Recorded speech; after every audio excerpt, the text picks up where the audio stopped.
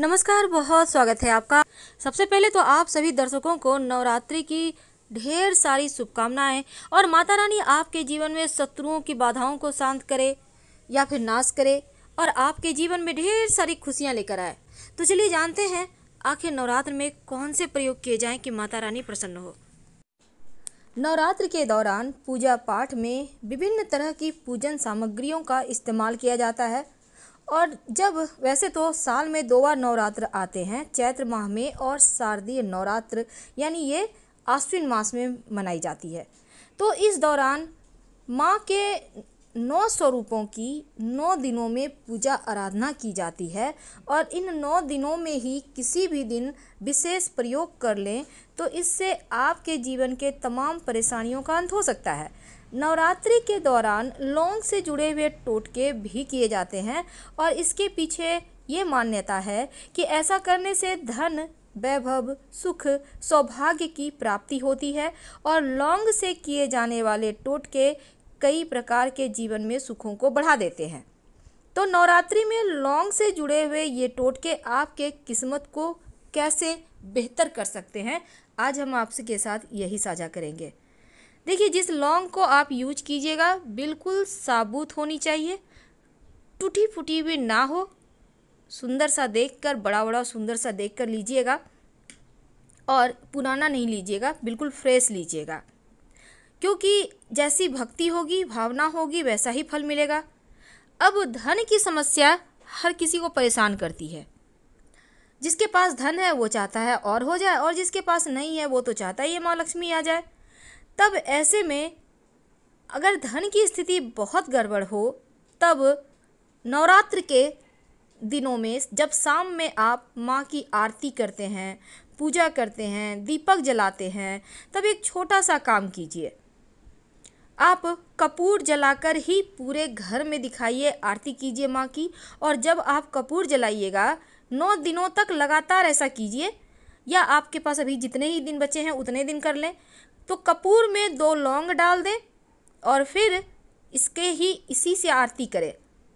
ज्योतिष कहता है कि ऐसा करने से धन संबंधी परेशानी दूर हो जाती है, बिगड़े हुए काम बनने लगते हैं और जीवन के सारे कष्ट दूर हो जाते हैं।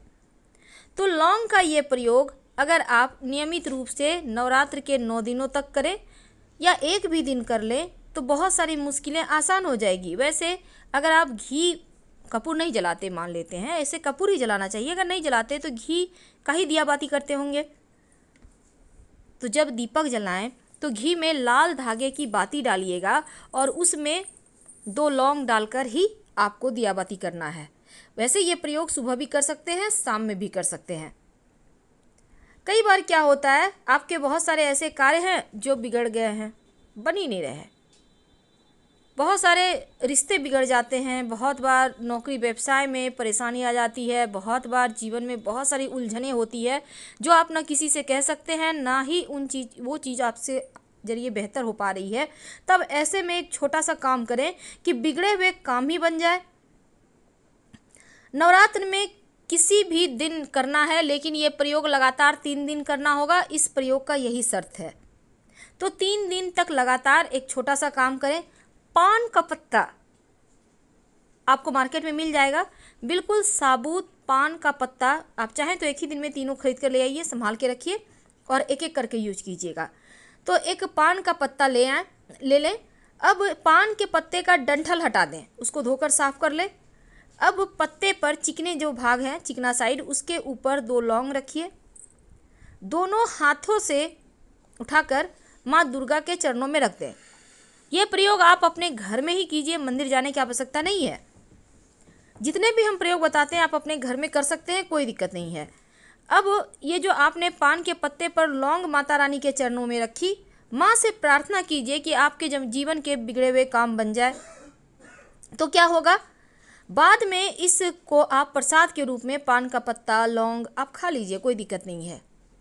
माँ की कृपा से आपके तमाम बिगड़े कार्य बन जाएंगे। कई बार क्या होता है, आपके घर में बच्चे बड़े हो रहे हैं, विवाह नहीं हो पा रहा है, लड़की हैं, लड़का है, शादी नहीं हो पा रहा।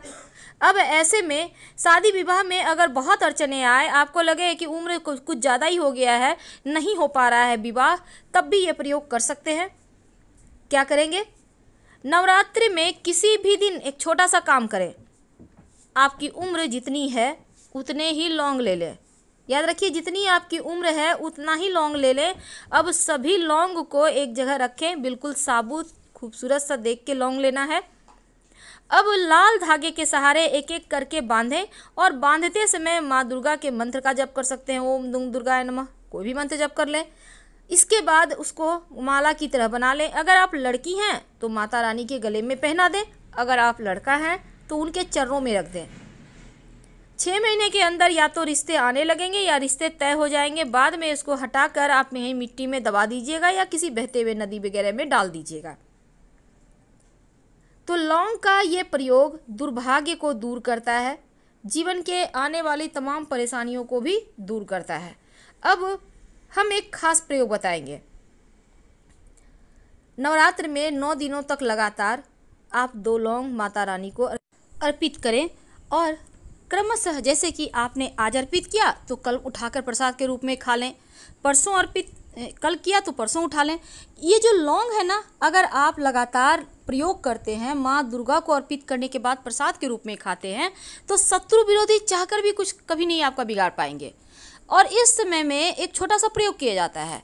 आप किसी भी दिन 2 लौंग लाल कपड़े पर रखकर माँ दुर्गा को अर्पित कर दीजिएगा और फिर इस लौंग को अगले दिन उस कपड़े के साथ ही उठाइए और उसमें बांधकर धन के स्थान पर रख दें। किसी की बुरी दृष्टि हाय नहीं लगेगी आपके धन को और आप खूब पैसा कमाएंगे। नवरात्र के दिनों में वैसे तो लौंग के और भी बहुत सारे प्रयोग किए जाते हैं, लेकिन आज हम एक छोटा सा प्रयोग और आपके साथ शेयर करेंगे। देखिए, कई बार होता क्या है, जीवन में कष्ट बढ़ जाते हैं। कई बार राहु केतु की समस्या भी परेशान करती है। अब आप चाहते हैं कि राहु केतु शांत हो जाए, तो इस नवरात्र के दिनों में, चूँकि आपको तो पता होगा माँ दुर्गा के मंदिर में शिव जी, ब्रह्मा, विष्णु, महेश यानी कि तीनों ही रहते हैं, तो यकीन मानिए अगर आप एक छोटा सा प्रयोग कर लेते हैं तो राहु केतु की समस्या से मुक्ति पा जाएंगे। क्या करेंगे? देखिए, किसी भी दिन आप 2 लौंग लेकर शिव जी के पास जाइए, शिव जी के मंदिर में, याद रखिए घर में नहीं करना है, मंदिर में शिवलिंग के ऊपर 2 लौंग अर्पित कर दें। यकीन मानिए राहु केतु शांत हो जाएगा। जीवन में जो आकस्मिक बाधाएं हैं, समस्याएं हैं, उनसे आपको छुटकारा मिल जाएगा। अब हम आपको एक खास प्रयोग बताएंगे जो आपके जीवन के शत्रुओं से आपकी रक्षा करेगा। शत्रु चाहकर भी आपका बाल नहीं बांका कर पाएंगे, क्योंकि जब हम माँ दुर्गा के शरण में आ जाते हैं ना, तो शत्रु विरोधी वैसे भी खुद ब खुद ही समाप्त हो जाते हैं। लेकिन अगर विशेष प्रयोग कर लें तो माता रानी का आशीर्वाद भी मिल जाता है। कई बार जीवन में शत्रु विरोधी बहुत परेशान करते हैं, तब माँ के सप्तम पूजा, जब 7वां नवरात्रा होता है ना, माँ कालरात्रि की जब हम पूजा करते हैं, उस दिन ये प्रयोग कीजिएगा तो आपको ज़्यादा अच्छे फल मिलेंगे, क्योंकि माँ कालरात्रि दुश्मनों का संहार करती हैं। अब वैसे तो आप नवरात्र में किसी भी दिन कर सकते हैं, लेकिन ध्यान में रखिएगा। तो चलिए जानते हैं क्या करेंगे। सबसे पहले तो आप शत्रु विरोधी को शांत करने के लिए माँ के सामने एक दिया जलाएं। घी का दिया होगा, लाल धागे की बाती होगी और 2 लौंग डाल दीजिएगा। माता रानी को गुड़ का भोग लगा लें। अब शत्रु विरोधी से मुक्ति पाने के लिए विशेष प्रयोग करें।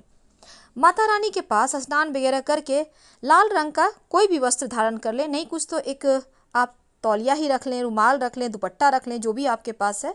अब इसके बाद माता रानी के सामने बैठ जाइए और एक मंत्र है, ओम ऐं ह्रीं क्लीं चामुंडाय विच्चे, ओम ऐं ह्रीं क्लीं चामुंडाय विच्चे। इस मंत्र को एक बार बोलिए, 1 लौंग माँ को अर्पित कीजिए, फिर बोलिए, फिर 1 लौंग अर्पित कीजिए। इस तरह से 108 लौंग माता रानी को अर्पित करना है। यानी पहले से आप 108 लौंग गिन के रख लीजिए और मंत्र बोलते जाइए, चढ़ाते जाइए। जब सारा लौंग आप चढ़ा दें माता रानी को, फिर माँ से प्रार्थना करें। इसके बाद लौंग माता रानी को अर्पित कर दें। इसके बाद सबको इकट्ठा करके उसको जला दें। कैसे जलाना है? जैसे भी जलाइए, जला दीजिए। शत्रु विरोधी शांत। अब एक छोटा सा प्रयोग। कई बार क्या होता है, लंबे समय से कोई मनोरथ पूरी ही नहीं हुई है, तब उस मनोकामना को पूरा करने के लिए एक पान का पत्ता ले लें, चिकना साइड नीचे की ओर कर दें, रूखा साइड ऊपर करें। अब उस पर 2 लौंग रखें, दोनों हाथों से बहते हुए जल में प्रवाहित कर दें। ना मिले बहता जल तो पीपल के नीचे रख दें। आपके समस्याएं समाप्त। बढ़ता जाएगा, शत्रु शांत हो जाएगा। हम आपसे विदा लेते हैं। हर हर महादेव। धन्यवाद।